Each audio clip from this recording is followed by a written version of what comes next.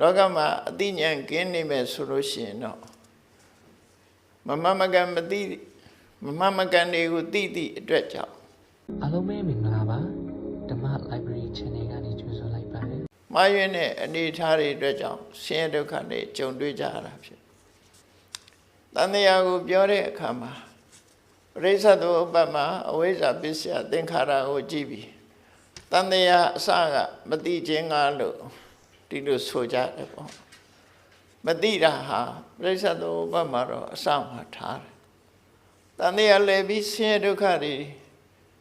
တဝဲလဲလဲနဲ့ဆင်းရဲတွင်နေကြတာဟာအမှန်မသိခြင်းကြောင့်ပဲဖြစ်တယ်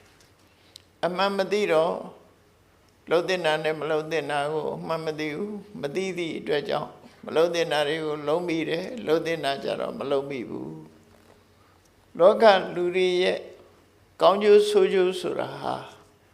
ကောင်းကျိုးရဖို့ဆိုတာမလှုပ်တဲ့နာကိုရှောင်ခြင်းနဲ့လှုပ်တဲ့နာကိုလှုပ်ဆောင်ခြင်းဒီနှစ်ခုနဲ့သွားတာပဲဖြစ်တယ်။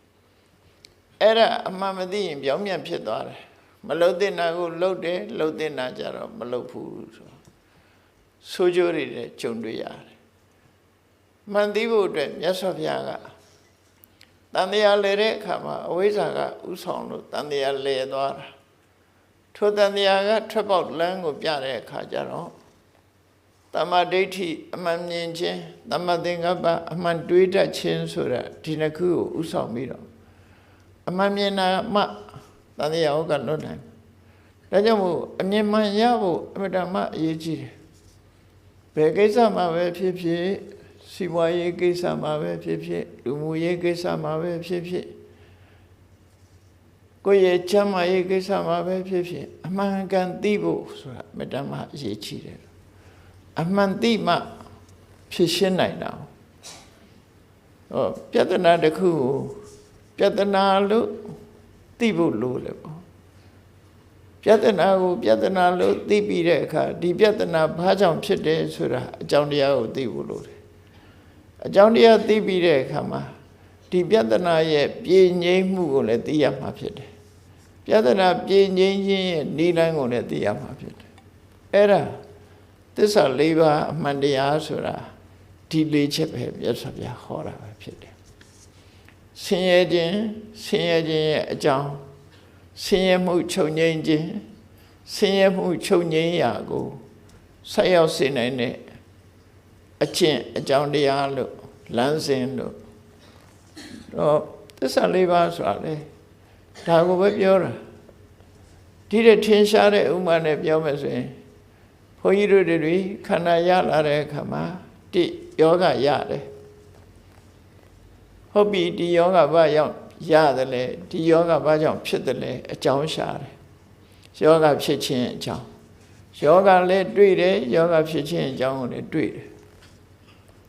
အဲ့ဒီယောဂပျောက်ကင်းတယ်ဆိုတာလည်းရှိတယ်အဲ့ဒီပျောက်ကင်းမှု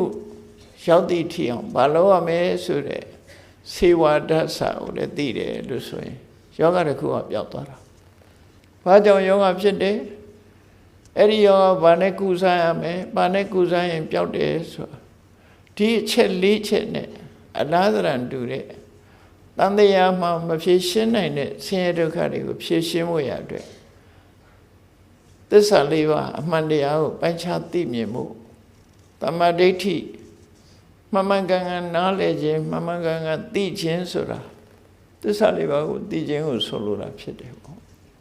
အဲ့ဒါလို့သိမှအမှန်ကိုတွေ့ရှိကြမှာအမှန်သိဖို့အရေးကြီးသည့်အတွက်ကြောင့်မြတ်စွာဘုရားဟောတဲ့တရားတွေဟာအကြောင်းနဲ့အကျိုးကောင်းတဲ့ဆိုခွဲခြားပြီးတော့အသိပညာပေးတဲ့တရားတွေသာလည်းဖြစ်တယ်မိမိတို့အနေနဲ့မြတ်စွာဘုရားဟောသမျှတရားတွေကိုတတိစွမ်းအားနဲ့မှတ်သားပြီးပညာစွမ်းအားနဲ့သိအောင်ကြိုးစားကြရတာဖြစ်တယ်သိပြီဆိုတော့မှပြဿနာတစ်ခုကိုဖြေရှင်းလို့ရတာဖြစ်တယ်ဒါကြောင့်မို့ပညာဟာအမှန်မှအရေးကြီးတယ်ပေါ့ပညာကိုပညာရဖို့ရအတွက်အခုလိုတရားပွဲလှုပ်တာဘာအတွက်လှုပ်တာတော့မေးပညာရဖို့အတွက်လှုပ်တာမြတ်စွာဘုရားတရားစာအုပ်ဒီဟောကြားတဲ့အဆုံးအမတွေကိုသင်တယ်ဆိုတာအမှန်ကန်သိဖို့အတွက်ဖြစ်တယ် သိဖို့ရာအမှန်တမ်းအရေးကြီးတယ်လို့လောကမှာသိเสียတွေကအလွန်များပြီးတော့သိတဲ့ဉာဏ်အားကနည်းနေတတ်တယ်ပေါ့အဲ့ဒီဉာဏ်အားကိုတိုးမြင့်ပေးဖို့မြတ်စွာဘုရားရဲ့အဆုံးအမတရားတော်တွေကိုသင်ယူရမယ်သင်ယူပြီးတဲ့အခါမှာသုံးသပ်ဆင်ခြင်တွေးတောရမှာဖြစ်တယ်အဲ့လိုဆင်ခြင်သုံးသပ်တွေးတောပြီးသိအောင်ကြိုးစားစိတ်အားကိုစိုက်ပြီးတော့စိတ်တည်ငြိမ်မှုတွေနဲ့သွားလို့ရှိရင်အမှန်သိခြင်းဆိုတဲ့အသိပညာဟာထက်မြက်လာမှာပဲဖြစ်တယ်လောကမှာသုတ္တုတာသုတ္တဝဋ္ဌနိသိခြင်းတတ်ခြင်းနဲ့ဆန္ဒကြောင့်လူတွေဟာသင်ယူကြတယ်သင်ယူခြင်းကြားနာခြင်းကိုသုတ္တသင်ယူအပ်ကြားနာအပ်တဲ့အချက်လက်တွေကိုသုတ္တလို့ခေါ်တယ်အဲ့ဒီသုတ္တပေါ်မှာအခြေခံပြီးတော့စဉ်းစားဉာဏ်ဖြစ်ပေါ်လာတာသုတ္တုတာသုတ္တဝဋ္ဌနိသုတ္တဆိုတဲ့ချက်လက်တွေတိုးတက်လာတဲ့အခါမှာသုတံပညာယဝဋ္ဌနံကိုသိတဲ့အကြောင်းအရာတွေများပြားလာပြီဆိုရင်အသိပညာတိုးတက်လာအဲ့ဒီပညာကပညာယအထံသာနာတိအသိပညာဖြင့်နဲ့ထိပ်ပဲကိုသိချနာလဲတယ်ညာတော့အထောဒုက္ခဟောအသိပညာနဲ့သိပြီဆိုတော့မှကိုယ်စီမှာကောင်းကျိုးချမ်းသာတွေကိုရအောင်ယူနိုင်မှာဖြစ်တယ်လို့ဒီလိုအကြောင်းကျိုးဆက်ပြီးတော့ဖော်ပြထားတာကြောင့်ကျမ်းနာခြင်းကအစသိအောင်လုပ်ခြင်းသုတ္တရှိမှပညာရှိတယ်သုတ္တမပါပဲပညာဆိုတာမရှိဘူးအခုလိုကျမ်းနာခြင်းကြောင့်သိတဲ့ပညာတွေကိုသုတ္တမယပညာလို့ဒီလိုခေါ်တယ်အဲ့ဒီသုတ္တမယပညာဟာများစွာအရေးပါတယ်ပေါ့ဒါကြောင့်မို့တရားတစ်ပါးနဲ့ပတ်သက်ပြီးသိအောင်ကြားနာကြရတယ်မှတ်သားကြရတယ်စဉ်းစားကြရတယ်သူဆိုအဲ့တော့မြတ်စွာဘုရားဟောတဲ့ဓမ္မပဒဒေသနာမှာဓမ္မရတရှိနဲ့တရားရဲ့ရတာကိုခံစားနိုင်ပြီးတော့ကိုယ့်ဘဝမှာသင်္ကန်းစာအဖြစ်မှတ်ယူရမယ်အချက်လေးတွေကိုမြတ်စွာဘုရားဟောကြားထားတာဖြစ်တယ်ဒီနေ့ပိုင်း60မှာမြတ်စွာဘုရားဟောထားတဲ့ဒေသနာတော်တွေထဲက151ဂါထာတစ်ပုဒ်ကနေစပြီးတော့ရှင်းနေပြီးပြောကြရအောင်151ဂါထာမှာမြတ်စွာဘုရားဘာဟောတော့ဆိုရှင်းလေးတွေပဲစီရန္တိဝေရာဇရထာသူစိတ်တာဆိုတာအလုံးကိုလှပဆန်းချက်အောင်ခုခေတ်တို့ပြောလို့ဆို decoration နေနဲ့အလှပလုပ်ထားတယ်ရတနာတွေစီချဲထားလို့အမတမလှတဲ့ဘယင်းနေစီးတဲ့မြင်းရထားရှိခေတ်ကတော့မြင်းကတဲ့ယထာကိုရထလို့ခေါ်တာပေါ့နော်ခုခေတ်ယထာဆိုလို့ရှိရင်တော့ဆက်တက်တဲ့တန်လန်းမော်သွားတာကိုပဲလူတွေကမြင်ကြမှာဖြစ်တယ်။ဘာကြောင့်လဲဆိုရင်မြင်းထားလို့သိမခေါ်မြင်းလှဲလို့ခေါ်ကြတာဖြစ်တယ်ပေါ့နော်။သို့သောပါဠိစာပေမှာရထလို့သုံးတယ်။အဲ့ဒီမြင်းလှဲကိုပဲရထလို့ခေါ်တယ်။အဲ့တော့ခုခေတ်လို့ပြောမယ်ဆိုရင်လှပပအစမ်းတဲ့ decoration နေနဲ့ရတနာတွေစီချဲပြီးတမိုးကြီးမားတဲ့ဘယင်စီးတဲ့မြင်းလှဲတို့ပြောဘယင်စီးတဲ့မြင်းလှဲကြီးဟာလည်းပဲနှစ်ကြာလာတဲ့အခါမှာဟောင်းနှွမ်းသွားတာပဲဒါဘာကြောင့်ဘယင်စီးတဲ့မြင်းလှဲကြီးကိုကြောင်းပြုတ်ပြီးတော့ပြောနာတော့ဆိုမြတ်စွာဘုရားကောသလမင်းကြီးရဲ့နန်းတော်ကိုကြွတဲ့အခါမှာမြတ်စွာဘုရားတရင်သုံးဖို့ခဏဘယင်တွေကဘယင်အဆက်ဆက်အသုံးပြုလာတဲ့မြင်းလှဲတွေကိုစနစ်တကျသိသိထားတဲ့အဆောက်အဦကြီးအကြီးကြီးရှိတယ်အဲ့ဒီထဲမှာမြတ်စွာဘုရားထိုင်ဖို့နေရာခင်းပေးတယ်မြတ်စွာဘုရားကအဲ့ဒီမြင်းထားတွေကိုကြည့်ပြီးတော့ကောသလမင်းကြီးကိုမေးတယ်ဒီမြင်းလဲကဘယ်သူစီးခဲ့တာတော့ဒီမြင်းလဲကဘယ်သူစီးခဲ့တာတော့လို့မေးတော့ဒါသူ့ရဲ့ဘိုးတော်ဘုရင်ကြီးစီးခဲ့တယ်ဒါသူ့အဖေစီးတာ ဒါသူလက်ထက်ကနဲ့ဆိုပြီးတော့အစဉ်ဆက်မှတ်သားထားတာရှိတယ်ဘုန်းကြီးတို့ဂျာမနီနိုင်ငံသွားတော့ကမင်းတို့မင်းခေတ်နဲ့တစ်ခေတ်ထဲလောက်မှာဂျာမနီကဘုရင်ရဲ့နန်းတော်တစ်ခုနန်းတော်ဟောင်းတစ်ခုရောက်ခဲ့တယ်အဲရောက်တော့ပြလိုက်လှုပ်ထားတယ်အဲပြလိုက်တဲ့ငွေကြေးတနာပေးပြီးတော့ဝင်ကြည့်ရတယ်ဓာတ်ပုံတွေလည်းရှိတယ်သူစီးသွားတဲ့ယထာတွေသူအသုံးပြုသွားတဲ့ပစ္စည်းတွေသိမ်းထားဗမာပြည်မှာတော့မင်းတို့မင်းကြီးသုံးသွားတာဆိုတော့သိမတွေ့ရအောင်နော်သိမ်းထားတာအားနည်းတယ်ဗမာပြည်တော့သူတို့စီမှာသေချာသိမ်းထားတယ်ဘာတွေ့ခဲ့ရတော့ဆိုအဲ့ဒီဂျာမန်ဘုရင်ကြီးစီးနှင်းသွားတဲ့ယထာရဲ့သူယထာကိုဆွဲတဲ့မြင်းရဲ့ပုံတရံရဲ့အဲ့ဒါလောက်တာယထာကတော့အစ်စ်မြင်းကတော့ပုံတရံပဲလောက်ပေးထားတယ်အဲ့ဒါကိုလည်းမှတ်တမ်းတင်ထားတယ်အဲ့ထက်ပဲမှတ်တမ်းတင်ထားတယ်သူသက်ရှိထင်ရှားတော့ကသုံးသွားတဲ့ပစ္စည်းတွေကိုပြလိုက်ထဲမှာအကုန်လုံးပြပြီးတော့ထားတယ်အဲ့ဒါလို့သိမ်းထားတဲ့အရာတွေလို့ပဲကောသရမင်းကြီးရဲ့နန်းတော်မှာဒီသူ့ရဲ့ဘိုးတော်လက်ထက်ကရှိတဲ့ယထာသူ့အဖေလက်ထက်ကစီးတဲ့ယထာသူ့လက်ထက်ကျတော့မစီးဘူးအစ်စ်ပြန်လောက်တယ်အဲ့တော့အဲ့ဒီယထာ၃စင်းကိုနှိုင်းရှင်ပြီးတော့ကြည့်လိုက်တဲ့အခါမှာသူ့အဖိုးစီးသွားတဲ့ယထာရဲ့တော်ဟောင်းသွားပုံပန်းတရံအစဉ်ပြေနေလည်းပဲကွယ်ပြားချနာသူ့အဖေလက်ထက်ကယထာလည်းဟောင်းနေပြီသူ့လက်ထက်ယထာကတော့အလုံးကိုတစ်လွင်တယ်အဲ့ဒါကိုမြတ်စွာဘုရားကတရားဘက်ကိုဆွဲပြီးတော့စဉ်းစားဉာဏ်တစ်ခုဖြစ်ပေါ်ဖို့ရာ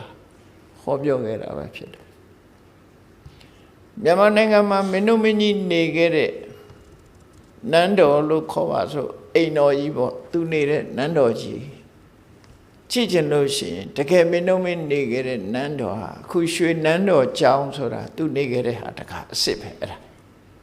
နော်ဒီဘောမင်းနန်းတက်လာတဲ့အခါကျတော့သူကနန်းအသစ်ဆောက်မယ်သူ့ဖေနေပြီးတော့သူ့ဖေနိုင်ပြဆန်သွားတဲ့နန်းတော်ပေါ်မှာသူမနေဘူးအဲ့ဒီနန်းတော်ကြီးကိုရွှေ့ပြီးတော့ဘုန်းကြီးကျောင်းထဲမှာဆောက်လိုက်တာပုံစံမပြတ်ဆောက်ထားတာအဲ့ဒါမင်းတို့မင်းနေသွားတဲ့နန်းဆောင်ပြတ်တာအစ်စ်ပဲအဲ့ဒီမှာဒီမကောင်းကြောင်းဖို့ဆိုတာအဲ့ဒီခေတ်ကလေးကစလာထမသူဖေနေခဲ့တဲ့နတ်ပြတ်ကြီးကိုအဲ့ဒါဘုန်းကြီးကျောင်းပို့ပြီးတော့ဆောက်ထားလိုက်တာခုရွှေနန်းတော်ကျောင်းဆိုတာတွားကြည့်လို့ရတယ်တွားကြည့်လို့ရတယ်လှလှပပအသားတွေကိုစနစ်တကျလက်ရမြောက်စွာပန်းတောင်ပန်းကက်တွေနဲ့ထွင်းပြီးတော့မင်းတို့မင်းကြီးကိုယ်တိုင်သေတပံသက်တဆုံးနေသွားတဲ့နန်းတော်ကြီးဟာရွှေနန်းတော်ကျောင်းဆိုတဲ့အမည်ပြောင်းပြီးတော့ဘုန်းကြီးကျောင်းထဲမှာရောက်တယ်နော်မန္တလေးတောင်ခြေမှာရှိတယ်အဲ့ဒါအစ်စ်ကိုတွေ့ရတယ်ပေါ့ကျန်တဲ့ဟာတွေကမန္တလေးနန်းတွင်းကသီပေါမင်းလက်ထက်ဆောက်တဲ့ဟာတွေတို့ကျန်တဲ့အားတွေအကုန်လုံးဂျပန်ခေတ်မှာအင်္ဂလိပ်ကပြန်ပြီးတော့ဂျပန်တွေကိုတိုက်တဲ့အခါမှာနန်းတော်တွေဘုံကျဲလိုက်တာနဲ့နန်းဆောင်ပြတ်တက်တွေအကုန်လုံးမီးလောင်ပြီးပျက်စီးသွားတယ်မြန်မာလူမျိုးတွေရဲ့တမိုင်းအမွေနှစ်တွေဆုံးရှုံးသွားတယ်နန်းတော်တွေကတစ်ဝါပေါ်တဲ့ကျွမ်းမင်းနေပေါက်တဲ့ပြေပေါ်မှာမြန်မာလူမျိုးတွေနေတာဖြစ်တော့တစ်ဝါပေါ်တဲ့နိုင်ငံဖြစ်သည့်အတွက်ကြောင့်ဆောက်လုပ်ထားတာတွေအကုန်ကျွန်းသစ်တွေနဲ့ဆောက်ထားတာဆိုမိဘေးကြတော့လောင်နိုင်တာပေါ့အောက်ခံခုံကြတော့အုပ်နဲ့လှုပ်ထားတယ်တစ်နဲ့ဆောက်ထားတဲ့အဆောက်အဦတွေကတိတ်ချရှိမခံဘူးပေါ့နောက်ဆုံးမှာပကံဖျားတွေပဲကြည့်အုပ်နဲ့လှုပ်ထားတာအုပ်ဆိုတာမြေကြီးကိုဖုတ်ထားတာဖြစ်တယ်အဲ့တော့အုပ်နဲ့လှုပ်တဲ့အဆောက်အဦတွေဟာကိုနှစ်ပေါင်းထောင်ချီပြီးတော့ကြားတယ်အသားနဲ့လှုပ်ထားတဲ့ပို့ပြီးတော့ခိုက်တယ် သို့သောအဲ့ဒီအုတ်တွေဟာမြေကြီးရဲ့သဘာဝဖုတ်ထားတဲ့စွမ်းအားတွေဟာတဖြည်းဖြည်းရော့ကျလာပြီးတော့အုတ်ကလည်းဆွေးလာတာပဲအဲ့တော့ကြောက်နဲ့တဲတဲ့အဆောက်အဦတွေနိုင်ငံသားတွေမှာကြောက်တီကိုထုစစ်ပြီးတော့ဆောက်ထားတဲ့အဆောက်အဦတွေကြတော့အကောင်းပကတိနီးနီးရှိတယ်။ဘာကြောင့်လို့ဆိုခိုင်ခံ့မှုကပိုများတယ်ပေါ့။အုတ်ကခိုင်ခံ့မှုအားနည်းတယ်။ကြောက်သားတွေကိုစစ်ပြီးတော့ဆောက်ထားတဲ့အဆောက်အဦတွေကြတော့ပိုပြီးတော့ခိုင်ခံ့တယ်လို့တော့အသားတဲ့အုတ်ကခိုင်တယ်အုတ်တဲ့ကြောက်ကခိုင်တယ်သူပြောမှာပဲအဲ့ဒီရှေးဟောင်းမွေနစ်ဒီလိုပဲတတ်နိုင်တဲ့ထိန်းသိမ်းဆောင်ရှောက်ကြကောသရမင်းကြီးလက်ထက်ကအဲ့ဒီဘုရင်ကြီးစီးသွားတဲ့ယထာတွေကိုသိမ်းထားတဲ့ဆောက်ဦးကြီးတစ်ခုတွေမှာထည့်ပြီးတော့သိမ်းထားတဲ့အထဲမှာရသော်ဘုရားကြွလာတဲ့အခါမှာနေရာထိုင်ခင်းပေးပြီးအဲ့ဒီမှာဘုရားသခင်သုံးတယ်မြတ်စွာဘုရားကမေးလို့ဘုရင်ကြီးကဖြေတယ်ဖြေတာကိုမြတ်စွာဘုရားကတရားတစ်ပုဒ်အနေနဲ့ဟောလိုက်တာဒါစီရန္တိဝေရာဇရထသူစိတ်တာရှင်မင်းနေသုံးတဲ့လှပဆန်းကျယ်ရတနာတွေနဲ့စီချဲထားတဲ့မြင်ရထားတွေဟာဟောင်းနွမ်းဆွေးမြေ့ကုန်ကြတယ်တဲ့အထောတရိရံပိစရံဥပေတိမြင်းလေးတွေသာဆွေးနွေးတာမဟုတ်ဘူးတဲ့ဟောင်းနွမ်းသွားတာမဟုတ်ဘူးလူရဲ့ခန္ဓာကိုယ်ကြီးဟာလည်းပဲအခုလိုအိုမင်းရင်းရော်ပြီးတော့သွားကြတာပဲ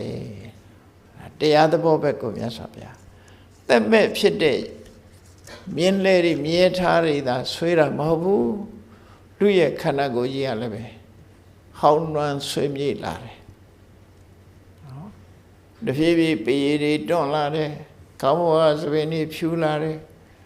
သွားတွေကဝါညင်ညစ်ဖြစ်ပြီးကျိုးတယ်မျက်စိတွေမှုန်တယ်ပေရည်တွေတွန့်တယ်ဆိုပုံစံတွေပြောင်းလာတာနော်နုနုပြိုပြို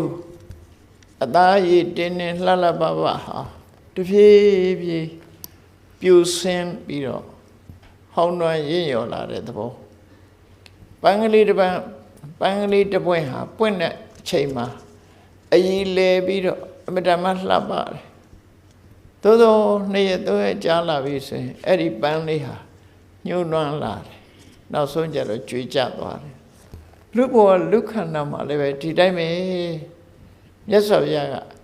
ယထာတွေကိုလက်ညှိုးထိုးပြီးကြည့်ကောသရမင်းကြီးစီးတဲ့လက်ရှိယထာကတစ်လွင်တောက်ပနေတယ်သူ့အဖေလက်ထက်သူ့အဖိုးလက်ထက်ကယထာကြီးတွေကျတော့ဟောင်းနေပြီအယောင်တွေလည်းမှိန်နေပြီအဲ့ဒါလိုပဲလူရဲ့ခန္ဓာကိုယ်ဆိုတာအိုမင်းသွားတယ်လှပမှုတွေဟာပြိုဆင်းပြီးတော့ပုံပြက်ပန်းပြက်ဖြစ်လာတယ်အထောတရိရံပိစရံဥပိတိလောကကြီးမှာသက်ရှိသက်မဲ့အရာအလုံးဟာဒီသဘောတိုင်းပဲလို့ပြောတာနော်ကိုယ့်ကိုယ်ချက်ကြည့်ဆောက်ထားတဲ့အိမ်တွေဟာလည်းပဲတဖြည်းဖြည်းဟောင်းနွမ်းလာတယ်ရန်ကုန်မြို့မှာအင်္ဂလိပ်လက်ထက်ကဆောက်ထားတဲ့အိမ်တွေရှိတယ်တိုက်ကြီးတွေရှိတယ်ဟောင်းနွမ်းလာတယ်ခေတ်ဆက်ဆက်ကဆောက်လာတဲ့ဟာတွေဟောင်းနွမ်းပြီးတော့လာကြတယ်ပြန်ဒီထိမ့်သိမ့်ပြုပြင်မှုမရှိတဲ့အရာတွေဆိုရင်ပြိုကျပျက်စီးကုန်တာတွေပဲဖြစ်တယ်ပေါ့ဟောသက်မဲ့အရာတွေကလည်းဘယ်အရာမှတည်မြဲတာမရှိဘူးအလုံးဟာရင်းရောဟောင်းနွမ်းခြင်းပြိုကျခြင်းဆိုတဲ့အနေအထားမျိုးတွေရှိတယ်ဒါစဉ်းစားဖို့မြတ်စွာဘုရားပေးတာနော်စဉ်းစားတာအမှန်ကန်ဒါစဉ်းစားတတ်တာအဲ့လိုသက်မဲ့အရာတွေကိုကြည့်လိုက်တယ်ပျက်စီးနေတာဟောင်းနွမ်းနေတာတွေကိုတွေ့ရတယ်လို့ကိုယ်ခန္ဓာကိုယ်အသီးအသီးပြန်ပြီးတော့ကြည့်လိုက်လို့ရှင်တယ်တို့တွေဟာလည်းငယ်တုန်းကရုပ်သွင်းနေတခုမှမရှိတော့ဘူးအသက်အရွယ်ကြီးလာတာနဲ့တည်းဟောင်းနွမ်းအိုမင်းကြာဆင်းလာတယ်ဆိုတာကိုတတိထားတတ်ရမယ်အထောတရိရံပိစရံဥပိတိလူတိုင်းရဲ့ကိုယ်ကာယဟာလည်းပဲဟောင်းနွမ်းအိုမင်းလာတာဖြစ်တယ်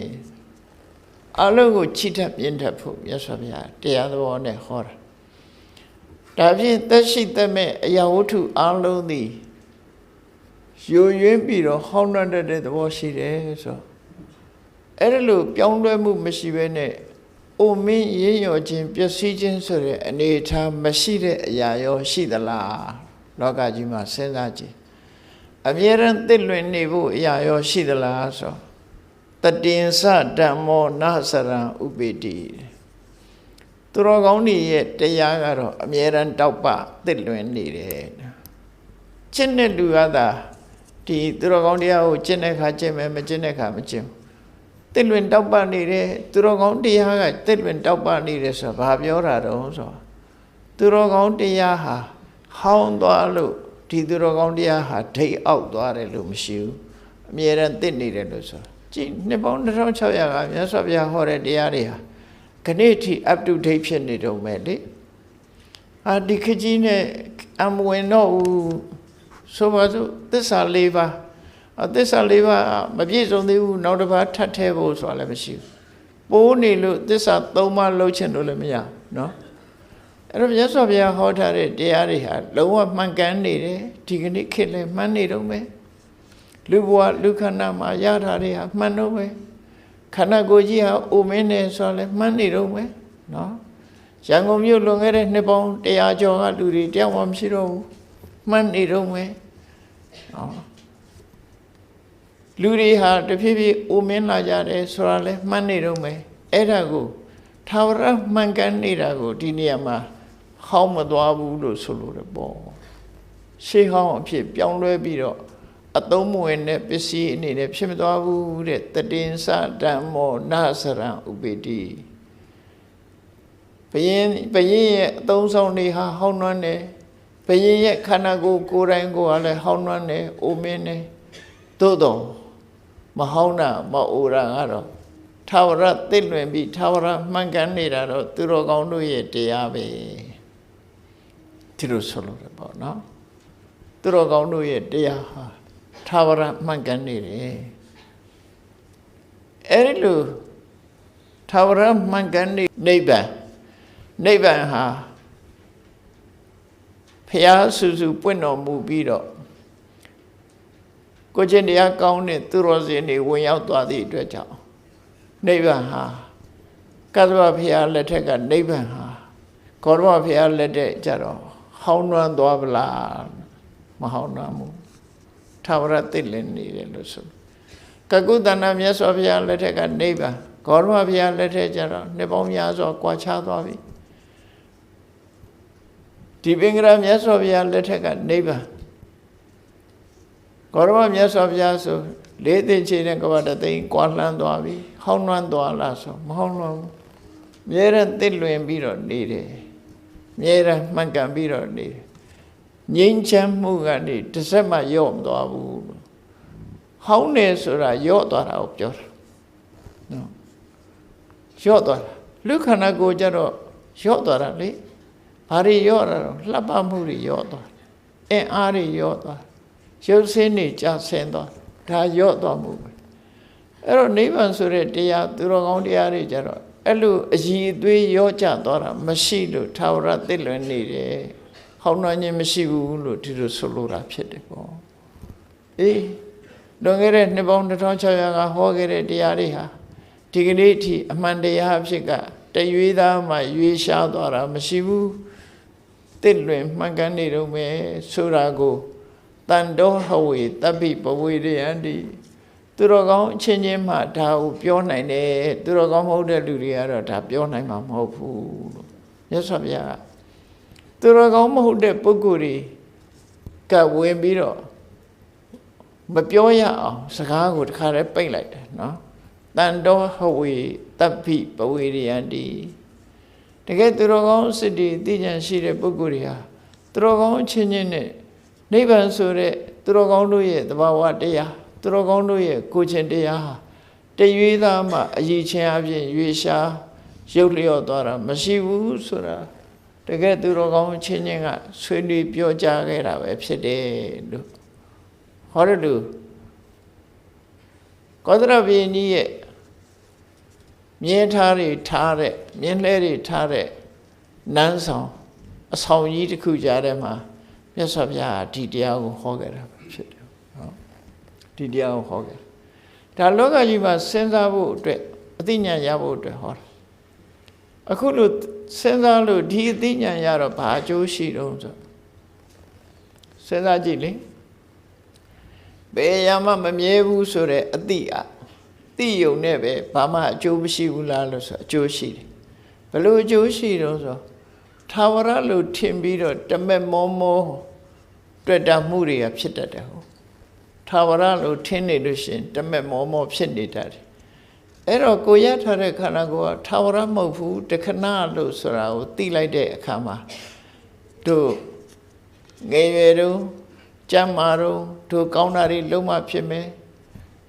ကုသိုလ်ကောင်းမှုတွေများများရအောင်လုံးဝဖြစ်မယ်ဒါဟာကြမ်းမာမှုဆိုတာတခဏမြတာဖြစ်တယ်ဆိုတာကို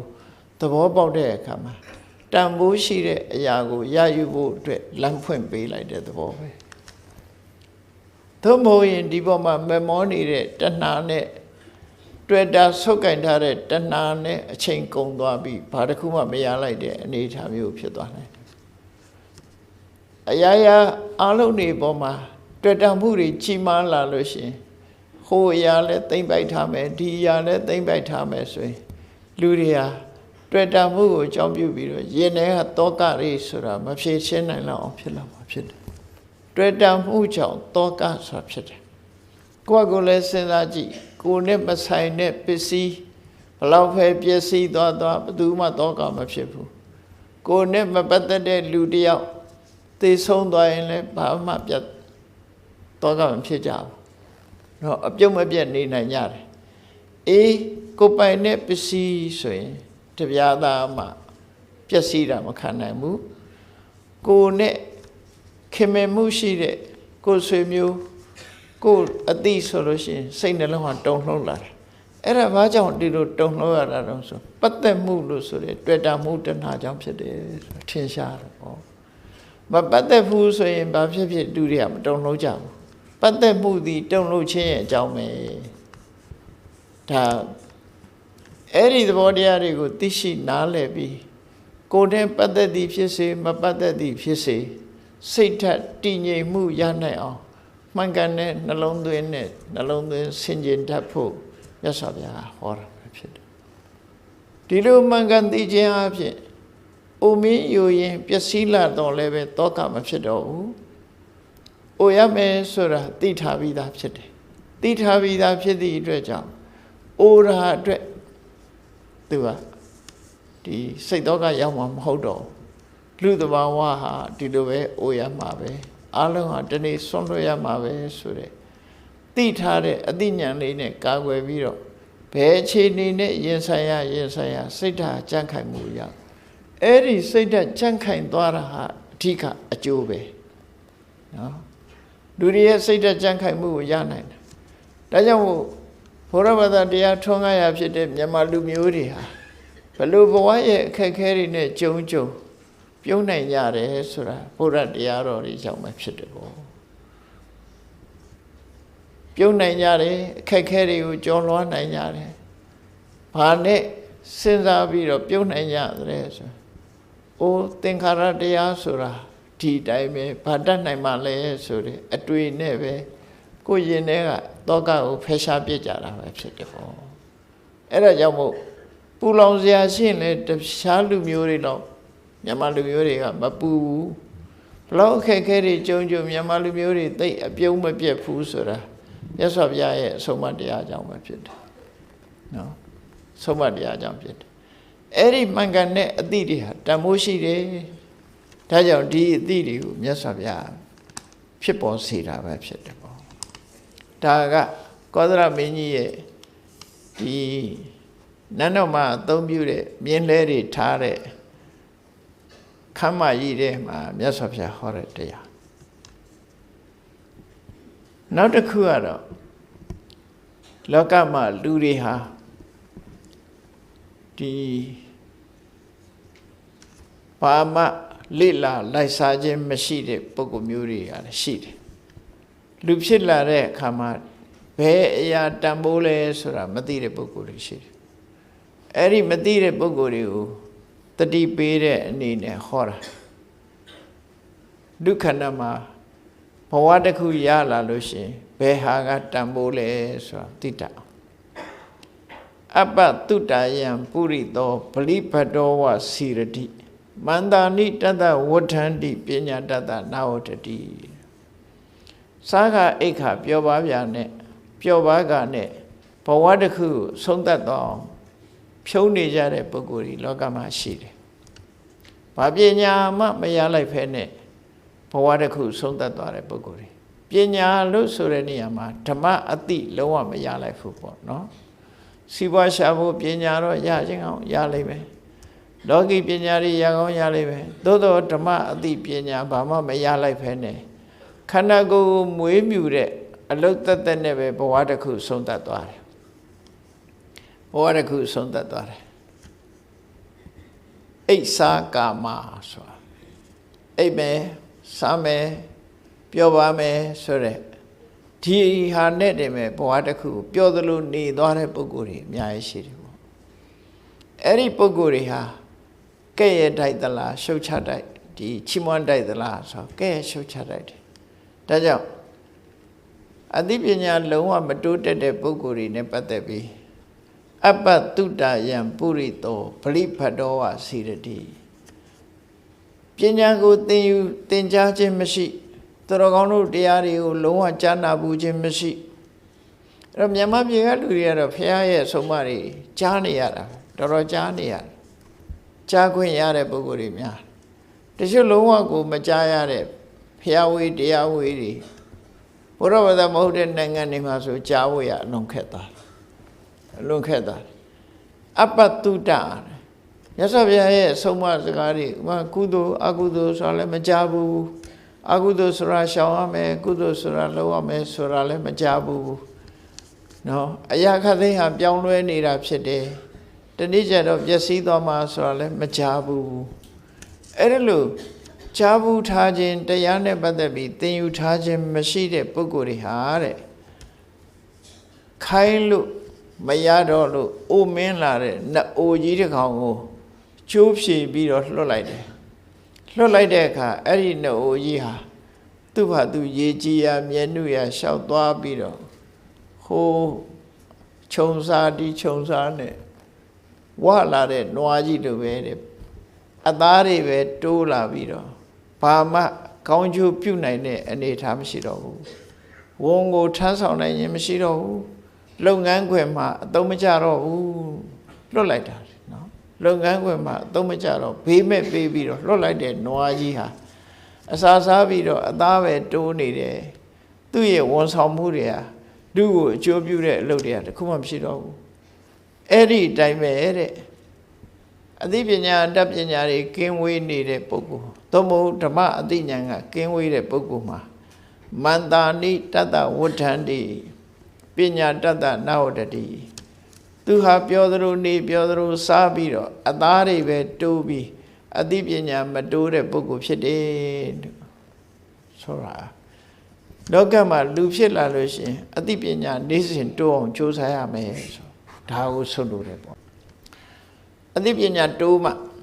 တခုတိုးနေရမယ်တနေ့ပြီးတနေ့ဓမ္မအသိပဲဖြစ်စေလောကမှာမှန်ကန်တဲ့အသိတရားတွေပဲဖြစ်စေသိအောင်သိပညာကိုစီးပူးအထောက်နေရပညာရည်တွေနဲ့ပြောမယ်ဆိုလို့ရှိရင်ကိုယ်အသိဉာဏ်ရနိုင်တဲ့နေရာတွေကဘယ်ရတော့ဆိုသာပေဖတ်ခြင်းကလည်းအသိဉာဏ်ကိုရနိုင်တရားနာခြင်းကလည်းအသိဉာဏ်ကိုရနိုင်အဲ့တော့နာယူခြင်းသင်္นานတက်ခြင်းစာပေဖတ်ရှုခြင်းဆိုတဲ့နေရာအနေပြီးအသိဉာဏ်တွေရအောင်ကြိုးစားအထောက်နေရမှာဘာပညာပဲဖြစ်ဖြစ်ကိုယ်တဏ္ဍမှာတနေ့ပြီးတနေ့အသိပညာတိုးနေအောင်ကြိုးစားသင့်တယ်ဆိုတဲ့သင်ခန်းစာတစ်ခုကိုမြတ်စွာဘုရားပေးခြင်းပဲဖြစ်တယ်အဲ့ဒါလို့အသိပညာမတိုးဘူးဆိုရင်နေ့စဉ်စားနေတော့အသားပဲတိုးလိုက်မယ်အသိတိုးမှာမဟုတ်ဘူးအဲ့တော့အသားတိုးတာတဲ့အသိတိုးတာကဓမ္မိုကြီးမားတယ်အသိပညာတိုးပေါင်းလုပ်ရမယ်လို့ဆိုလို့နော် တနေ့တနေ့ကိုတရားလေးတစ်ပုဒ်ပဲချက်တနေ့ဆိုလို့ရှင်ဟုတ်လားအခုဆိုလို့ရှင်ဒီ2019ခုနှစ်မနေ့တုန်းက2018ခုကဟစ်ပြီးတော့ Happy New Year နေစလိုက်တာအခုကုန်တော့မယ်နော်ဒီနေ့29 30 31နှစ်ရက်ပဲကြာတော့အဲ့ဒီကြားထဲမှာဘာပညာမှမတိုးလိုက်တဲ့ပုဂ္ဂိုလ်နဲ့2019နှစ်19ခုတလပိုင်းကနေစပြီးခု12လပိုင်းအတွင်းမှာကိုယ့်ကိုပြန်ပြီးတော့သုံးသပ်ဆင်ခြင်နေတယ်ငါဒီနှစ်တွင်းမှာဘာပညာတွေတိုးလိုက်သလဲဒါဆင်ခြင်သင်စားမှာဖြစ်တယ်အဲ့လိုဆင်ခြင်သုံးသပ်ကြည့်လို့အသိပညာမတိုးဘူးဆိုလို့ရှင်ဒါဟာကိုယ့်အတွက်တမိုးနေသွားပြီဒီတစ်နှစ်ကပြန်ယူလို့လည်းမရတော့ဘူးပြန်ယူလို့မရဘူးတထင်ကုံဆုံးသွားပြီတနေ့တစ်လုံးပဲမှတ်အောင်တတင်းပြေးလာလို့ရှင်ရှစ်ပေါင်း360နဲ့5ရက်ဆို365ဆိုပုပ်ပေါင်း365ရနိုင်စကလုံးပေါင်း365ရနိုင်အဲ့တော့တမိုးရှိတဲ့အရာတွေကိုခရုတစိုက်နဲ့မှတ်သွားမယ်ဆိုလို့ရှင်အသိပညာတွေဟာတိုးတက်နေမှာပဲ။မှန်မယ်တနေ့ကိုစာအုပ်တို့ကိုဖတ်လို့ရှင်တနေ့ဆိုလို့ရှင်365အုပ်ကုန်သွားပြီကုန်မှာ365အုပ်ကရလိုက်တဲ့ပညာတွေကနဲတာမှမဟုတ်တာနဲတော့မှမဟုတ်တာအသိပညာတွေရတရားစာအုပ်ပဲဖတ်တခြားပညာရပ်တွေပဲဖတ် library တစ်ခုမှသွားပြီတနေ့ဆိုလို့ရှိရင်ဥပမာမဲ့တစ်လကိုတစ်အုပ်ကုန်ဖတ်တယ်ဆိုရင်ဟော12လဆိုရင်12အုပ်ကုန်သွားပြီအဲ့ဒီ12အုပ်ထဲကကိုယ့်အတွက်တမိုးရှိတဲ့ပညာရပ်တွေရလိုက်တာပဲအဲ့ဒီလိုမဟုတ်ဘူးဆိုလို့ရှိရင်အသားပဲတိုးပြီးဘာပညာမှရမှာမဟုတ်ဘူးကိုယ့်ကိုဘဝသင်္ကန်းစာယူဖို့အတွက်မြတ်စွာဘုရားဒါဟောတာအပတုတယံပုရိသောဘာမှမသိတဲ့ပုဂ္ဂိုလ်ဘာမှစာလည်းမဖတ်တဲ့ပုဂ္ဂိုလ်အသိပညာနည်းပါးတဲ့ပုဂ္ဂိုလ်ဟာနိုးကြီးဟာတာဝန်မထမ်းနိုင်မဲနဲ့ကျိုးဖြေပြီးတော့လွတ်လိုက်တဲ့ဘေးမဲ့နွားကြီးသည်အသားသာတိုးပြီးတော့ဘာလုပ်ငန်းနဲ့မှအကျိုးမပြုသလိုလောကမှာဘာမှမသိတဲ့ပုဂ္ဂိုလ်ဟာအသားပဲတိုးပြီးတော့အသိပညာမတိုးဘူးလို့ဒါကြောင့်အသိပညာတိုးအောင်ကြိုးစားအထောက်ရမယ်ဆိုဘဝသင်္ကန်းစာလမ်းညွှန်မှုကိုပေးတာပဲဖြစ်တယ်ဓမ္မအသိတွေနဲ့ပတ်သက်လာလို့ရှိရင်လည်းကိုယ်အသိဟာတစ်ဖြည်းနဲ့တစ်ဖြည်းတိုးမြင့်လာတဲ့အသိမျိုးဖြစ်အောင်အဲ့ဒီအသိမျိုးဖြစ်အောင်တတိထားပြီးတော့ကြိုးစားအထောက်ကြအောင်ဓမ္မအသိပဲဖြစ်စေဘဝအသိပဲဖြစ်စေအသိပညာတွေရရှိအောင်အမှတ်တမဲ့မနေဘဲနဲ့ကြိုးစားအထောက်တင်တယ်မကြခင်2019ခုနှစ်ကုန်ပြီးတော့2020ရောက်တော့မှဖြစ်တယ်2020ရောက်လာလိမ့်မယ်အဲ့ဒီရောက်လာလို့ရှိရင်လည်းအဲ့ဒီအစကနေစပြီးတော့သတိထားကြည့်တလပိုင်းကစပြီးငါမှနေ့စဉ်ဘာတွေတိုးနေသလဲဆိုတိုးဖို့အမှန်တမ်းအရေးကြီးတယ်ဘာပဲတိုးစီးပွားဥစ္စာပဲတိုးငွေကြေးဒနာတွေပဲတိုးယာဓုဂုဏ်သိမ်းတွေပဲတိုးတမိုးအချီးဆုံးကတော့အသိပညာနဲ့ကုသိုလ်တရားတွေတိုးအောင်ကြိုးစားရမယ်ဒါဟာဘဝသင်္ကန်းစာကိုပေးတဲ့မြတ်စွာဘုရားရဲ့ဆုံးမတရားပဲဖြစ်တယ်လို့မှတ်သားသင့်ပေါ့နော်နောက်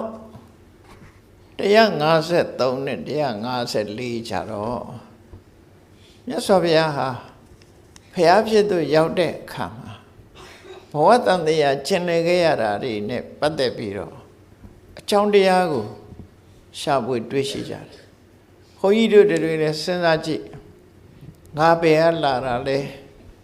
ဘာကြောင့်ငါလူဖြစ်နေတာလဲနော်ဘာကြောင့်လူဖြစ်တာလဲဘာကြောင့်တန်တရားတဲ့ဟာ32ပုံထဲမှာငါကျင့်လဲနေရတယ်လဲဒီအတိနဲ့စဉ်းစားကြည့်လိုက်လို့ရှင်အေးဘဝတန်တရားဆိုတာမတန်ရှိလဲရတယ်ပြောတယ်ဘာကြောင့်တရားတွေဟာဒီဘဝကတည်နောက်ဘဝမှာပြန်မွေးကြတယ်မွေးကြပြီးတော့အစမြင်တဲ့အခါမြင်တယ်နှိမ့်တဲ့အခါနှိမ့်သွားတယ်အပင်ငယ်ရောက်သွားတဲ့အခါရောက်တယ်လူဖြစ်တဲ့အခါဖြစ်တယ်နတ်ဖြစ်တဲ့အခါဖြစ်တယ်တန်တရားထဲမှာအထက်အောက်ဒီစုံကြီးဆန်းကြီးနဲ့ မဆုံးနိုင်တဲ့တန်တရားခီးကြီးကိုဘာကြောင့်ရှောင်နေကြရတယ်လဲဘာကြောင့်ထွက်ပေါက်မရတယ်လဲဆိုတာအဲ့ဒါနဲ့ပတ်သက်ပြီးတော့အဖြေထုတ်တာဖြေထုတ်တာမြတ်စွာဘုရားဘုရားဖြစ်သူရောက်တဲ့အခါမှာသူမျှော်မှန်းခဲ့တဲ့ပန်းနိုင်ကိုရောက်တော့အဖြေထုတ်တယ်အဲ့ဒီအဖြေထုတ်တာဥရန်ကျူတဲ့အနေနဲ့တုတ်တော်ကထုတ်ဖော်ပြီးဘယ်သူကမှဟောတာမဟုတ်ဘူးနှုတ်ကနေထုတ်ဆိုပြီးတော့ဝန္တာချီနူးမှုကိုဖော်ပြတဲ့စကားတစ်ခုပဲနောက်ပိုင်းရှင်အနန္ဒာရဲ့မေးလျောက်မှုကြောင့်မြတ်စွာဘုရားနှုတ်ကထုတ်ပြီးတော့ရှင်အနန္ဒာကိုဟောခဲ့တယ်ဥဒ္ဒံဂါထာလို့ခေါ်တယ်ကိုယ်အိမ်မှာဖရာတွေကိုးကွယ်တဲ့အခါမှာတတိထားမိကြလိမ့်မယ်ဖရာရုပ်ပွားတော့ကိုးကွယ်တဲ့အခါမှာဘုန်းကြီးတွေပင့်ပြီးတော့အနေကစားတင်တယ်ဆိုတာလောက်တာလေအဲ့ဒါဖရာဖြစ်စမှာမြတ်စွာဘုရားကိုယ်တိုင်ကနေဝန္တာကြည်နူးဖွယ်ရာသူ့ရဲ့အောင်မြင်မှုကိုကျင့်တဲ့အားရစွာပြောဆိုတဲ့ဥဒ္ဒံဂါထာပဲဖြစ်တယ်အနေကဇာတိတန္တာရံဆိုတာကိုကြည့်ပြီးတော့အနေကစားတင်တယ်လို့ဟိုရှေးရခင်ကလေးမြန်မာနိုင်ငံမှာလောက်လာတဲ့အစဉ်လာတစ်ခုအိမ်အသစ်တိုက်သစ်တက်တဲ့အခါမှာဖရာကမှာဖရာရုပ်ပွားတော့ပင့်တင်ထားပြီးတော့အနေကစားတင်တယ်ဆိုတာဒီဂါထာကိုဘုန်းကြီးတွေကရွတ်ပေးကြတာနော်နောက်ပရိစ္ဆေသမုပ္ပါဒ်တို့ကုံတော်၉ပါးတို့စသဖြင့်ပဋ္ဌာန်းတို့ဖြစ်ဆွက်ပြီးတော့ရွတ်ပေးပရိသေဖြစ်ဆွက်ပြီးရွတ်ပေးတယ်အဓိကကတော့ဒီခါတာပဲအနေကစားတင်နေဆိုပြီးလောက်ကြတယ်နောက်ပိုင်းကျတော့အနေကစားမတင်ဖះမဖြစ်ဘူးလို့ယူဆပြောဆိုလာကြပြန်တယ်အဲ့ဒါကတော့မမှန်ဘူးပေါ့ဖះလို့ရုပ်တုထုလိုက်တာနဲ့တပြိုင်နက်အလုံးကဒါဖះရုပ်တုလို့ဆိုရတဲ့ဖះဖြစ်သွားပြီဒါသမုဒိသစ္စာခေါ်တယ်ဒါဥပ္ပုံကြီးတုန်းကစေရီမဟုတ်သေးဘူးစေရီပုံဥပ္ပုံလေးကိုဆင့်ပြီးတဲလိုက်တဲ့အခါစေရီဖြစ်သွားပြီသမုဒိသစ္စာဆိုပြောင်းတယ်လေသမုဒိသစ္စာအများအတိမတ်ပြုထားတယ် general consensus လို့ခေါ်တယ်အများအတိမတ်ပြုထားတဲ့အရာဟာဖောက်ဖျက်လို့မရဘူးသူကဖះရုပ်တုထုလိုက်တာနဲ့တပြိုင်နက်ဖះဆိုတာဖြစ်သွားတယ်ဖះလို့ပဲခေါ်တယ်ဘယ်သူမှတိပင်ရုပ်တုလို့မခေါ်တော့နော်ဥပ္ပုံကြီးကိုစနစ်တကျစေရီပုံလုပ်ပြီးတော့ပေါင်းဆက်တက်လိုက်ရင်စေရီပထိုးလို့ပဲခေါ်တယ်ဘယ်သူမှဥပ္ပုံကြီးလို့မခေါ်ဒါကလူတွေရဲ့တမ္မုဒိသစ္စာရဲ့သဘာဝတရားနော်အဲ့ဒီတမ္မုဒိသစ္စာကိုဖောက်ဖျက်ရင်ယူနှမ်းတဲ့ယူသွတ်တဲ့ပုဂ္ဂိုလ်တရားပဲဖြစ်တကယ်ကိုစိတ်မှန်တဲ့ပုဂ္ဂိုလ်မျိုးကတမ္မုဒိသစ္စာကိုဘယ်သူမှမဖောက်ဖျက်ဘူးပေါ့နော်မဖောက်ဖျက်သမုဒိသစ္စာအတိုင်းအမှန်လို့ပဲယူဆလောကသမုဒိကာရဏံလူတွေအလုံးကအတိမတ်ပြုထားသည့်အတွက်ကြောင့်မှန်တယ်တဘာဝကမှန်လို့မှန်တာမဟုတ်ဘူးလူအလုံးကအတိမတ်ပြုလို့မှန်တယ်အဲ့တော့ဘုရားယုတ်တုတော်ဟာဘုရားဖြစ်ပြီးသားအနေကစားတင်းတယ်ဆိုတာအမတ်တရမြတ်စွာဘုရားဖြစ်စာကဥရန်ကျူခဲ့တဲ့ဟာကိုအမတ်တရအနေနဲ့ရွတ်ဖတ်ပူဇော်တာသာဖြစ်တယ်ဒီလိုမှတ်သားတဲ့နဲ့ပေါ့နော်အဲ့တော့ဒီအဓိပ္ပာယ်လေးကိုကြည့်အောင်အနေကဇာတိတန္တာရံတန္တာဝိတ္တံအနိဝိတံပထမပြောလိုက်တဲ့စကားကဘာလို့ဆိုအနေကဇာတိတန္တာရံဘဝပေါင်းများစွာလူဖြစ်လိုက်နတ်ဖြစ်လိုက်တိရစ္ဆာန်ဖြစ်လိုက်နော်ဘဝမျိုးစုံမှာမျိုးစုံနေတဲ့ဘဝထဲမှာတဲ့တဘဝကနေတဘဝပြည့်သွားနေရတယ်တကဘာမှာလူတယောက်ရဲ့ဒီသိဆုံးရတဲ့တတ္တလောကကြီးတစ်ခုမှမဲ့လူသားတယောက်လို့ပဲပြောအောင်လူသားတယောက်ရဲ့တကဘာမှာလူဘဝနဲ့လူဘုံကြီးပဲဖြစ်ပြီးတော့သိဆုံးသွားလို့သူ့ရဲ့အယိုးကိုစုထားလိုက်မယ်ဆိုလို့ရှိရင်တဲ့မြတ်စွာဘုရားဟောတာက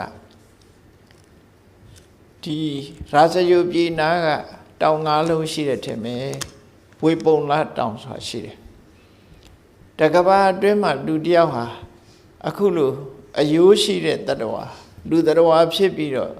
သေသွားလို့သူ့ရဲ့အယိုးပုံအယိုးတွေကိုမပြောင်းမပြတ်စုပုံထားမယ်ဆိုရင်ဝေပုံလားတောင်ကြီးတော့မြင့်မယ်လို့ပြောတာ နော်လူရဲ့ကိုတယောက်တည်းရဲ့အယိုးကိုပဲတကဘာပတ်လုံးဆိုလို့ရှိရင်တော့ဝေပုံလာတောင်လောက်ကိုမြင့်တယ်လို့မှန်တာပဲအခုခေတ်မှလည်းပဲတူးဖော်လိုက်တဲ့အခါမှာတွေ့နေကြရတယ်လေတွေ့နေကြဟောအဲ့တော့ဘဝတစ်ခုဟာအစဉ်သာဝရတည်မြဲနေတာမဟုတ်ဘူးမွေးဖွားလာပြီးရင်တည်ဆုံးခြင်းနဲ့ဆုံးသက်သွားကြတယ်အဲ့ဒါလို့မွေးဖွားလိုက်တည်ဆုံးလိုက်ဘဝတစ်ခုဆုံးသက်သွားလိုက်နောက်ထပ်ဘဝတစ်ခုစပြုလိုက်အဲ့ဒီဘဝတစ်ခုအဆုံးသတ်လိုက်နေနော်မွေးသေးဆိုတဲ့တန်တရားကြီးထဲမှာလဲပတ်ပြီးတော့နေချရတယ်အဲ့ဒါကိုတဘွားကနေတဘွားဘွားပေါင်းမြောက်များစွာခုပြောင်းပြီးတော့တန်တရားထဲမှာကြာခြင်းတိုင်းကြာခဲ့တာဟာဘာကြောင့်လဲဘာကြောင့်အဲ့လိုကြာရတာတုံးဆိုမြတ်စွာဘုရားအနိဗ္ဗိတံအကြောင်းတရားကိုရှာတွေ့နိုင်တဲ့အသိဉာဏ်မရခဲ့ဘူးမရလို့ပညာမရလို့ဘာကြောင့်ဒီလိုတန်တရားထဲမှာလဲနေတယ်ဆိုတဲ့အကြောင်းတရားကိုသိနိုင်တဲ့အသိဉာဏ်ကိုမရလို့ဘာကြောင့်လဲမှမသိလို့လဲနေခဲ့တယ်လို့သူတို့ဖြေထုတ်ထားတယ်နော်မှမသိလို့သိတဲ့ဉာဏ်မရလို့အကြောင်းကိုမရှာနိုင်လို့အနေကသာတိတန်တရံဘဝပေါင်းများစွာတန်တရားထဲမှာအနိဗ္ဗိတံဘာကြောင့်ဖြစ်တယ်ဆိုတဲ့အကြောင်းတရားကိုသိနိုင်စွာသိတတ်တဲ့အသိပညာမရရှိခြင်းကြောင့်တဏ္ဍာဝိတ္တံပြေးသွားခြင်းနေခဲ့ရပြီဒီပင်ကရမြတ်စွာဘုရားနဲ့တွေ့ပြီးတဲ့နောက်မှတောင်း၄သိန်းချိန်တဲ့ကဘာတသုံးဘဝမှာအမျိုးမျိုးဖရာလောင်းဘဝနဲ့ပဲကြည့်ဖြစ်လာခဲ့ကြတယ်ဘုန်းကြီးတို့တွေလည်းပဲဘယ်တော့ကစပြီးဘယ်မှာဆုံးသတ်မယ်ဆိုတာမသိနိုင်တော့အောင်ဘဝခရီးဟာရှည်လျားတဲ့ဘဝခရီးကိုရှောက်လန်းနေကြတာဖြစ်တယ်ပေါ့အဲ့ဒီမှာဘဝခရီးအဆုံးသတ်ဖို့ဘာကြောင့်ဒီလိုဘဝထဲမှာကျင်လီနေရတယ်လဲဆိုတဲ့အသိဉာဏ်ရအောင်ကြိုးစားအထောက်အမယ်အဲ့ဒီအသိဉာဏ်နဲ့အကြောင်းရှာတဲ့အခါဘာရှာတာတော့ဆိုဂဟကာရံခဝေတန္တောကိုယ့်ရဲ့ခန္ဓာကိုယ်ဖြစ်ပေါ်စေတတ်တဲ့အကြောင်းတရားကိုဒီနေရာမှာဂဟကာရဆောက်လုပ်ရေးသမားကိုရှာတယ်လို့သူဆိုလို့တယ်လူရဲ့ခန္ဓာကိုယ်ကြီးကဘယ်သူဆောက်ပေးနေတာတော့တခြားဘာသာတွေကတော့ဖြေထုတ်မယ်ဘုရားသခင်ကဖန်ဆင်းပေးနေတယ်ဘုရားဘာသာတွေကတော့အဲ့လိုဖြေမထုတ်ဘူးကံနဲ့ကိလေသာပေါင်းစပ်ပြီးတော့ဖြစ်နေတာလို့ဆိုတယ်ဘုရားသခင်တို့အကြောင်းရှာတာပဲဖြစ်စီကံနဲ့ကိလေသာတွေပေါင်းစပ်လို့ဆိုတာအကြောင်းကိုရှာကြတာဖြစ်တယ်မြတ်စွာဘုရားကဂဟကာရဆောက်လုပ်တဲ့ပုဂ္ဂိုလ်လက်သေးကိုရှာတယ်တဲ့ရှာတဲ့အခါမှာမတွေ့ဘူးမတွေ့လို့တန်တရားတွေမှာအကြာကြီးလဲခဲ့ရတယ်သူဆိုလို့ဒါဖြင့်ဒီလက်သေးကိုဘာကြောင့်ရှာလဲဘသူကြောင့်ငါတန်တရားလဲတယ်ဆိုတာအကြောင်းတရားဘာကြောင့်ရှာတော့ဆိုဒုက္ခဇာတိပုဏ္ဏပုဏ္ဏထပ်တလဲလဲပြန်လှန်ပြီးတော့မွေးဖွားနေခြင်းဟာစိတ်ပြည့်ငြင်းဝေးစရာကောင်းတယ်ဟုတ်တယ်ဘယ်ဘဝမှာအတီးကြတာမဟုတ်ဘူးအခုပဲဘုန်းကြီးတို့ဒီဘဝရထားကြတယ်ရထားပြီးတော့ဒီဘဝတစ်ခုဟာတဖြည်းဖြည်းအိုမင်းလာတယ်နောက်ဆုံးမှာကိုယ်ရကြီးတဲ့ပုဂ္ဂိုလ်တွေလည်းသိဆုံးသွားကြတယ်ကိုယ်ရငယ်တဲ့ပုဂ္ဂိုလ်တွေလည်းသိဆုံးကိုယ်နဲ့ရွယ်သူတွေလည်းသိဆုံးသွားကြတယ်ဘဝတစ်ခုရလာပြီးတဲ့အခါမှာတစ်ခုကိုအဆုံးသတ်သွားကြတာပဲကိုယ်လည်းပဲတနေ့ဒီလိုပဲအဆုံးသတ်မှာဖြစ်တယ်အဲ့လိုမွေးလိုက်သေလိုက်မွေးလိုက်သေလိုက်ဆိုတဲ့ဒီအဖြစ်ဆိုးကြီးဟာကျင့်တတ်เสียမကောင်းဘူးဒါကြောင့်မို့လို့ဒီအဖြစ်ဆိုးကြီးဟာငါဘာကြောင့်ကြုံနေရသလဲဆိုတဲ့အကြောင်းတရားကိုရှာတာတဲ့ရှာတာမတွေ့လို့ဒီလောက်ထိအောင်ဘဝထဲမှာကြာခဲ့ရတာဖြစ်တယ်ဖျားဖြစ်တဲ့အခါကျတော့အဲ့ဒါတော့တွေ့ပြီဂဟကာရကဒိဋ္ဌောတိဆောက်လို့ရည်သမားသူ့ကိုမြတ်စွာဘုရားတွေ့သွားပြီဘာနဲ့တွေ့တာတော့ဆိုဝိပဿနာတရားကိုအထုတ်တဲ့အခါမှာဘ ဝိပဿနာဉာဏ်နဲ့ဘာကြောင့်ဖြစ်တယ်ဆိုတာအကြောင်းအကျိုးဆင်ခြင်တတ်တဲ့ဝိပဿနာဉာဏ်နဲ့စပြီးတော့တွေ့တယ်နော်ဘယ်သူဆောက်နေတာဘယ်သူကြောင့်ဖြစ်တာဆိုတာသိလားအဲ့တော့ခန္ဓာအိမ်ကိုဆောက်လုပ်နေတာကိုသိလို့မြတ်စွာဘုရားကယာယံတဏပောနုဘဝိကနန္တိရာဂသဟကတတတရဘိနန္တိနိတေယထိတံကာမတဏဘဝတဏဝိဘဝတဏတပည့်ဆက်ကြတရားတော်ဒီမှာဒီဒုက္ခဆိုတဲ့အိမ်ကြီးကိုဘယ်သူဆောက်တာတော့ဆိုဟောတဏဆောက်တာပောနုဘဝိကာစာဘဝတစ်ခုကိုထပ်တလဲလဲဖြစ်စေတာတိဆောက်နေတာသူပဲဆိုအကြောင်းတရားကိုရှာတွေ့သွားတယ်နော်တွေ့တာမှုတွေလူချင်းမှုတွေဒါတွေကပဲဆောက်လုပ်နေတယ်ဆိုတဲ့အဖြစ်ထုတ်တယ်ဒါကြောင့်ဂါကာရကထိတ်ထောတိကိုယ့်ရဲ့ခန္ဓာအိမ်ကြီးကိုဘဝကိုတိဆောက်နေတဲ့ပုဂ္ဂိုလ်ဘဝကိုတိဆောက်နေတဲ့အကြောင်းတရားကိုတွေးလိုက်ပြီတွေးလိုက်တဲ့နောက်ပိုင်းမှာတော့ပုဏ္ဏခေဟန္နာဂာတိသူ့ဘဝသူ့ခန္ဓာကိုတော့ငါဘဝငါခန္ဓာကိုတော့နောက်ထပ်ဆောက်လုပ်ခွင့်မပေးတော့ဘူးသူ့ဖယ်ရှားလိုက်မယ်ဆောက်လုပ်ခွင့်မပေးတော့ဘူးသူပဲဆောက်နေတယ်သဗ္ဗတိဖာတုခဖက်ခါသူနဲ့တွဲဖက်ပြီးတော့လာတဲ့ရှင်တဲ့ကကိလေသာတွေအားလုံးကိုဖျက်ဆီးလိုက်တယ်ဂဟကုတံဝိသင်္ကတံအဓိကအထွတ်ဖြစ်တဲ့အဝိဇ္ဇာဆိုတဲ့အမှန်မသိမှုကိုလည်းဖယ်ရှားပြလိုက်ပြီဆိုလိုတာကပရိစ္ဆေသုပ္ပနဲ့ကြည့်လိုက်ပဲဆိုရင်အဝိဇ္ဇာပစ္စယသင်္ခါရပစ္စယဝိညာဏဘုန်းကြီးတို့တွေအမှန်အကန်ကိုမသိတာအဝိဇ္ဇာမသိလို့လှုပ်တဲ့နာရောမလှုပ်တဲ့နာရောလှုပ်တာသင်္ခါရအဝိဇ္ဇာကကိလေသာသင်္ခါရကကံတရားကိလေသာနဲ့ကံတရားပေါင်းစပ်ပြီးတော့ဝိညာဏဆိုတဲ့ဘဝတစ်ခုပရိသေရိစိတ်စဖြစ်လာတယ်အဲ့ဒီကနေပြီးနာမရူပတာလယရဏဖတ်တာဝေဒနာဆိုတဲ့စိတ်ခံစားမှုတွေထိအောင်ပေါ်လာပြန်တော့တစ်ခါပြန်ပတ်လိုက်စိတ်ခံစားမှုကိုအကြောင်းပြုပြီးတော့လိုချင်မှုဆိုတဲ့တဏှာပေါ်လာပြီးတော့ဆွဲလန်းမှုဆိုတဲ့ဥပါဒံဆွဲလန်းမှုကိုအခြေခံပြီးတော့နောက်တစ်ဖန်ရဖို့ကြိုးစားလာတာဘဝလို့ဟောတန်တရားမှာအဲ့လိုပဲလုံးလက်ခတ်နေတယ်အဝိဇ္ဇာကိလေသာနဲ့ကံပေါင်းစပ်ပြီးတော့ဘဝတစ်ခုထုတ်လုပ်နေတာအဲ့ဒါကြောင့်မို့အဓိကလက်တဲ့ကတော့ကံတရားမဟုတ်ဘူးအဓိကလက်တဲ့ကကိလေသာပဲဖြစ်တယ်ပေါ့ကံလို့ပြောနေကြတော့လည်းပဲအဓိကလက်တဲ့ဟာကိလေသာကအဓိကလက်တဲ့ပေါ့နော်ဒါကြောင့်မို့ဝိပဿနာတရားကြိုးစားအထုတ်တဲ့အခါမှာကိလေသာတွေကိုဖယ်ရှားဖို့ကြိုးစားတာကိလေသာတွေတဖြည်းဖြည်းယောပါလာတယ်တတိတို့ပညာတို့ကတိုက်ပွဲဝင်တဲ့အခါမှာကိလေသာတွေယောပါလာတာကိလေသာတွေယောပါလာတဲ့အခါမှာနောက်ဆုံးကိလေသာတွေကိုလုံးဝဖယ်လိုက်ပြီဆိုရင်ကိလေသာនិရောဓေကမ္မនិရောဓကိလေသာတွေချုပ်သွားတာနဲ့တပြိုင်နက်ကံတရားတွေကလည်းအလုံးမဖြစ်တော့ဘူးချုပ်သွားတယ်ကိလေသာနဲ့ကံပေါင်းမှဘဝတစ်ခုကိုထူထောင်လို့ရတယ်ဒါကြောင့်မို့ပယ်ရှားတဲ့အခါမှာကိလေသာကိုပဲဖယ်ရှားတယ်ကံကိုဖယ်ရှားတာမဟုတ်ဘူး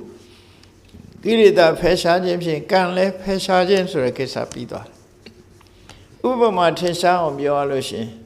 မျိုးစိတ်လေးတစ်စိတ်အပင်ပေါက်တာဟာဘသူချောင်းပေါက်တာလဲမျိုးစိတ်ကတော့အပင်ပေါက်နိုင်တဲ့တတ္တိသူ့မှာရှိတယ်သို့တော့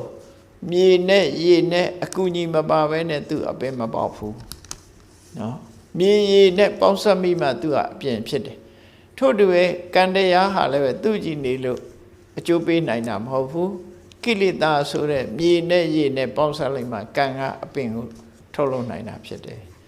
အေးမြေနဲ့ရေနဲ့ဝေးအောင်ထားလိုက်ပြီးဆိုလို့ရှိရင်ဒီမျိုးစေ့ဟာအပင်မပေါက်တော့ဘူးအဲ့သဘောပဲဒါကြောင့်ပရိစ္ဆေသမုပ္ပါဒ်မှာကံနဲ့ကိလေသာနှစ်ခုကိုတွဲဖက်ပြီးတော့မြတ်စွာဘုရားဟောတာဖြစ်တယ်ကံနဲ့ကိလေသာပေါင်းစပ်ပြီးတော့လှုပ်တာအဲ့ဒီသဘောတရားတွေကိုသိတော့ဒီဒေသနာတော်မှာကြည့်တပ္ပတိဖာတုကဘက္ခာအိမ်ဆောက်လုပ်တဲ့ထဲမှာပါဝင်တဲ့ကိလေသာတွေအားလုံးကိုဖျက်ဆီးပြလိုက်ပြီအဓိကဆောက်လုပ်သူကယာယံတဏပောနုဘဝိကာလို့ဆိုဘဝအတိတ်ကိုဘဝတစ်ခုဖော်ဆောင်ပေးတဲ့တဏကတော့ဆောက်လုပ်သူပဲသို့တော့သူကြီးဆောင်းနိုင်တာမဟုတ်ဘူးသူ့ရဲ့ သူနဲ့တွဲဖက်လာတဲ့ဉာဏ်နဲ့ကိလေသာတွေကုန်ဖယ်ရှားလိုက်တယ်နောက်ဆုံးမှာအလုံးအလုံးဖြစ်အောင်စုစည်းပေးတဲ့အဝိဇ္ဇာဆိုတဲ့အမှန်မသိတဲ့အိမ်အထွတ်ကိုလည်းဖြတ်စီးပြလိုက်ပြီဟောဒီထဲမှာကိလေသာတွေကြီးပဲပယ်တယ်ကံကိုပယ်တာမပါဘူးเนาะဒီကိလေသာတွေကိုဖယ်လိုက်တဲ့အခါကျတော့ဘာတွေ့တော့ဆိုဝိသင်္ခါရကတံစိတ်တံတဏှာနံခယမစ္စကသင်္ခါရတွေကင်းတဲ့နိဗ္ဗာန်ကိုအာယုပြုလိုက်တာအာယုပြုနိုင်တဲ့အဆင့်ရောက်သွားပြီကိလေသာတွေကိုဖယ်ရှားလိုက်နိုင်တယ်ဒါကြောင့်မို့ကိလေသာတွေကိုဖယ်ရှားနိုင်တဲ့လက်နဲ့ကိုရလိုက်တာအဲ့ဒါပါလဲဆိုရင်အရဟတမေပဲဖြစ်တယ်နော်ကိလေသာအလုံးကိုရှင်းပြနိုင်တဲ့အရဟတမေတဏှာတွေလုံးဝကုန်ဆုံးသွားအောင်ဖယ်ရှားနိုင်တဲ့အရဟတမေဆိုတဲ့အစွမ်းထက်တဲ့ဟာကိုဒီကနေ့ငါရလိုက်ပြီလို့ဥဒ္ဒံကျူးတဲ့ဂါထာကိုအနေကစားတင်တယ်လို့ဒီလိုပြောတာနော်အဲ့ဒီအနေကစားတင်တဲ့ဂါထာကိုရွတ်ဆိုပြီးတော့ဘုရားကိုပူဇော်ကြတယ်အဲ့တော့ဆိုလိုတာကဘဝတစ်ခုဘာကြောင့်ဖြစ်နေတယ်ဆိုတာအဖြေထုတ်တဲ့အခါမှာတဏှာဥဆောင်တဲ့ကိလေသာတွေအဝိဇ္ဇာနဲ့တဏှာဥဆောင်တဲ့ကိလေသာတွေကဘဝတစ်ခုဖန်တီးနေတာဖြစ်တယ်အဲ့ဒီအဝိဇ္ဇာနဲ့တဏှာဥဆောင်နေတဲ့ကိလေသာတွေကိုအရဟတမေနဲ့ပဲဖယ်ရှားလို့ရတယ်ဖယ်ရှားလိုက်မယ်ဆိုရင်ကြံတဲ့အရာတွေအားလုံးဟာလုံးဝအကျိုးပေးနိုင်ခြင်းကံတရားတွေဟာလုံးဝအကျိုးပေးနိုင်ခြင်းမရှိဘဲနဲ့ချုပ်ဆုံးသွားမှာဖြစ်တယ်ဆိုတဲ့ဒီသီဝရီကိုမြတ်စွာဘုရားဟောကြားတာပဲဖြစ်တယ်လက်တွေ့အလုံးလုံးလို့ရတဲ့ကျင့်တရားဝိပဿနာတရားကိုကျင့်ကြံကြိုးကိုအထုတ်ခြင်းဖြင့်အမှန်သိတယ်အမှန်သိသည့်အတွက်ကြောင့်တွေ့တာမှုတွေကိုဖယ်နိုင်တယ်အမှန်သိတဲ့ဉာဏ်နဲ့တွေ့တာမှုတွေကိုဖယ်လိုက်တယ်တွေ့တာမှုတွေဖယ်လိုက်တော့ဉာဏ်နဲ့ကိလေသာတွေလည်းအလုံးကုန်ဆုံးသွားတယ်ကိလေသာတွေကုန်ဆုံးသွားသည့်အတွက်ကြောင့်ကံတွေဟာလည်းပဲ isolated လုပ်ပြီးတော့နော်အလုံးမဖြစ်တော့ဘူးဒီအချိန်မှာဘဝဆိုတာပြတ်ဆဲသွားတယ်နိဗ္ဗာန်ဆိုတာကိုမျက်မှောက်ပြုလို့ရသွားပြီလို့မြတ်စွာဘုရားဟောကြားလို့ရင်ဖြစ်တယ်တရားချစ်ခင်သူတော်စင်ပြိဿပေါင်းတို့မြတ်ဗုဒ္ဓရဲ့နိဗ္ဗာန်တန်တရားဝကမလွတ်သေးသမျှကြုံတွေ့ရတဲ့ဒုက္ခတန်တရားဝကလွတ်လို့ရရှိလာတဲ့ဒုက္ခရဲ့လွတ်ငြိမ်းမှုအငြိမ့်တဆိုတဲ့နိဗ္ဗာန်အဲ့ဒီနှစ်မျိုးကိုသဘောပေါက်နားလည်ပြီးအကြောင်းတရားတွေကိုဖယ်ရှားဖြင့်အကြောင်းကိုတတ်ခြင်းအပြင်အကျိုးတွေအလုံးရဆိုင်သွားတယ်ဆိုတဲ့အနေအထားကိုရရှိအောင်မှန်ကန်တဲ့နိလန်းဖြင့်တို့တွေစ조사အထောက်ကြအောင်မှာဖြစ်တယ်လို့ကိုယ်စီသတိထားပြီးမြတ်ဗုဒ္ဓ၏မစ္စည်းမပฏิပဒါလမ်းကြောင်းအတိုင်းရှောက်လန်းကတန်တိဒုက္ခထာဝရအငြိမ့်တဲ့နိဗ္ဗာန်ကိုမျက်မှောက်ပြုနိုင်ကြပါစေကုန်သတည်း